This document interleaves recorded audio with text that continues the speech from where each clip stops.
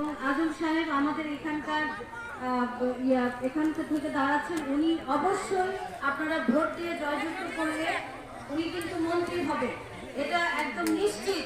আপনারা সবাই অবশ্যই সকালবেলায় আমাদের তারেক রহমান আমাদের নেতা উনি কি বলেছেন, ফজরের নামাজ পড়ে আপনারা ভোট দিতে চলে যাবেন। এবং গত 17 বছর আমাদের ভোট দেওয়ার যে রীতিটা, এটা আমরা কিন্তু ভুলে গিয়েছিলাম।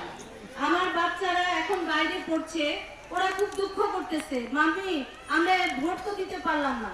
এখন এমন সিস্টেম হচ্ছে বাইরে যারা আছে তারাও ভোট দিতে পারবে, তবে ভোট দেওয়ার যে টেন্ডেন্সিটা, যে প্রথাটা, এটা আমরা ভুলে গিয়েছিলাম। আপনারা সবাই আজম সাহেবকে এবং মানে যারা যারা পারছেন সবাই একজন আরেকজনকে বলবেন আমরা কি চাই, ধানের শীষের বিজয় চাই। এবং ইনশাল্লাহ আমরা অবশ্যই ভালো একটা সময়